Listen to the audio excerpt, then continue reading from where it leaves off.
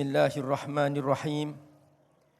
Assalamualaikum warahmatullahi wabarakatuh. Waalaikumsalam warahmatullahi wabarakatuh. Alhamdulillah.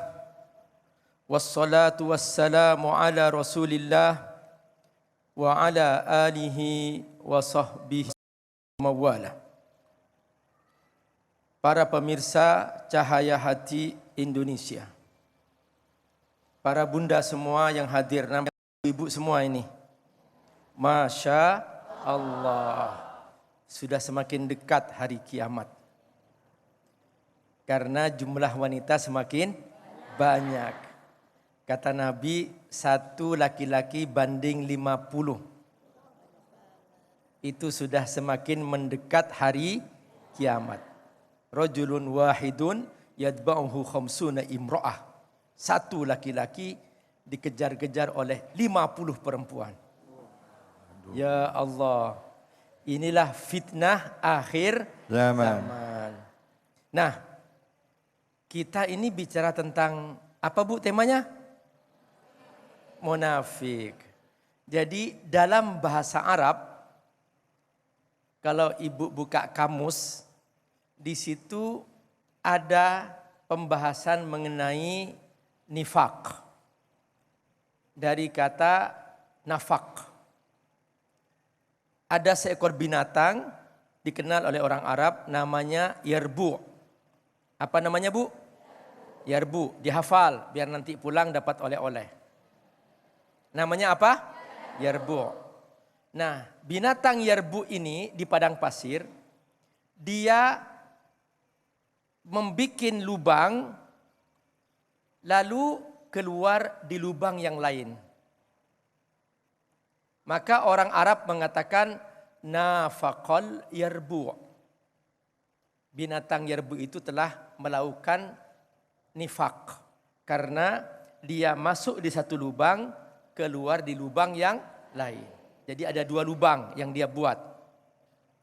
Kalau ibu ke Mekah, ibu pasti akan melewati terowongan. Bahasa Arabnya terowongan an-nafaq. Jadi masuk di satu lubang, keluar di lubang yang lain. Itu namanya an-nafaq. Jadi ada 2 wajah.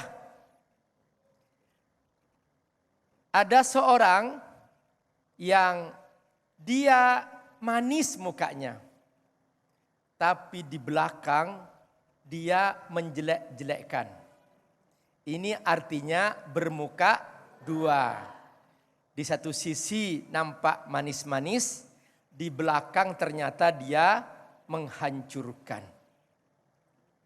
Ini termasuk ciri nifak, ciri kemunafikan dari segi bahasa. Memang para ulama ketika membahas tentang kemunafikan berdasarkan Al-Quran dan berdasarkan bahasa, akhirnya mereka membagi kemunafikan itu dengan 2 bagian. Yang pertama an-nifaq al-lughawi, yaitu kemunafikan dari segi bahasa. Dia dari segi bahasa bahwa dia bermuka 2. Di satu sisi dia istri. Tapi ketika suaminya pergi, dia ternyata berzina.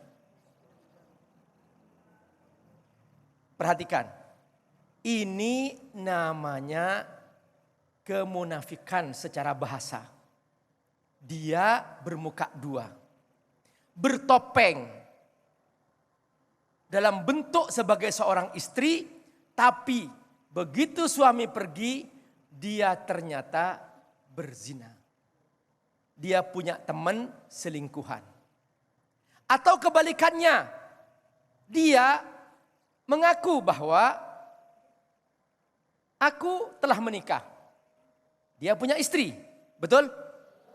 Betul? Ya. Tapi ternyata di depan banyak orang lain dia mengaku belum menikah. Supaya dia bisa berzina. Na'udzubillahi min dzalik. Perhatikan. Sikap seperti ini secara bahasa dianggap bermuka dua. Contoh lain lagi. Kalau ngomong, dia mengaku bahwa aku ini bekerja untuk kalian. Aku demi kalian. Aku demi keselamatan kalian.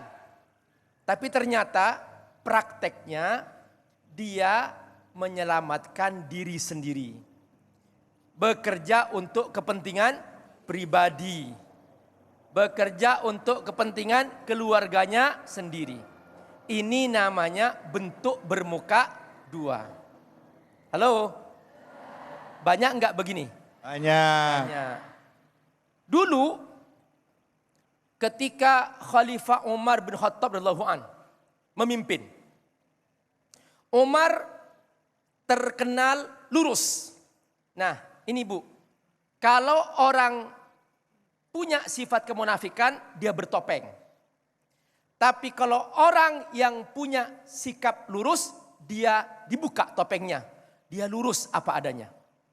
Umar ketika memimpin, di saat mengalami paceklik,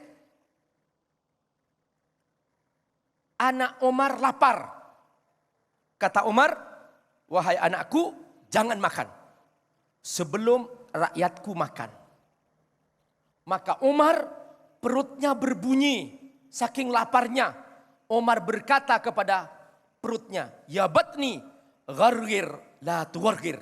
Wahai perutku, silakan kau menjerit. La u'tiyaka ta'aman hatta ya'kulan nas. Aku tidak akan berikan kau makan sampai semua orang makan. Ini namanya jujur. Perhatikan. Anak Umar gak dikasih makan.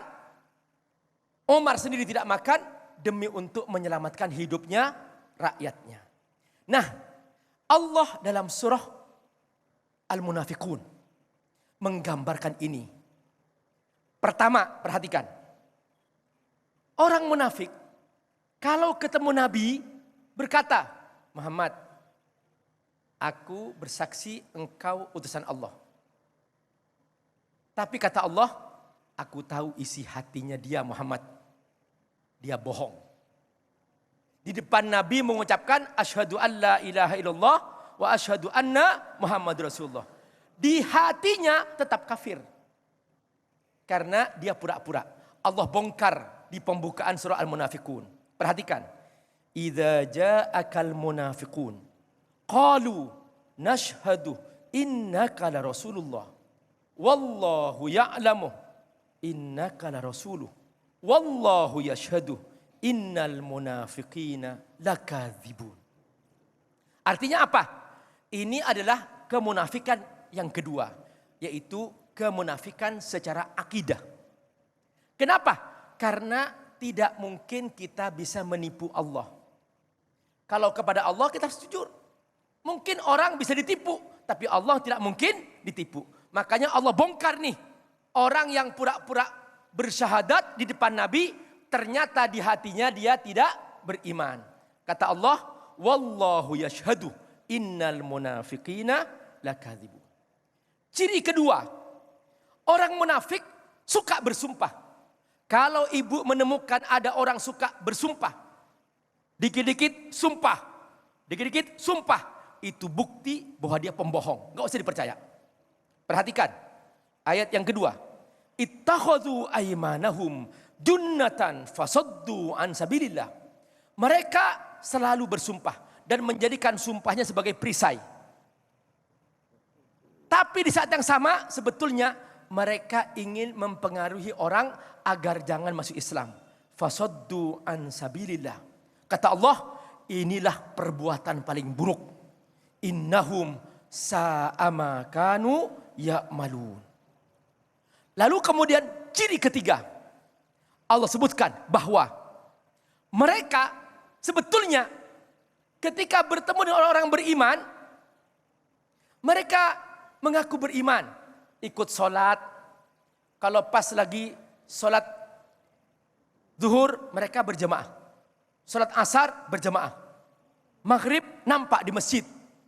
Isya menghilang. subuh menghilang. Ini di zaman Nabi ciri orang-orang munafik. Akhirnya apa?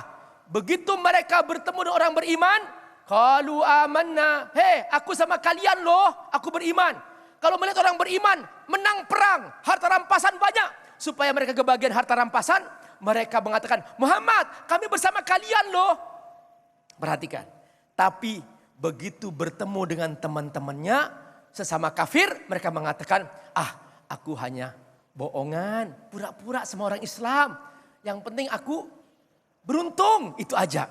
Apa kata Allah? Ciri ketiga, dzalika bi annahum amanu summa kafaru. Mereka beriman lalu kafir. Fatubi'a ala qulubihim. Akhirnya Allah stempel atas hati mereka kekafiran. Fahum la yafqahun. Maka mereka tidak akan pernah paham tabiat iman yang hakiki.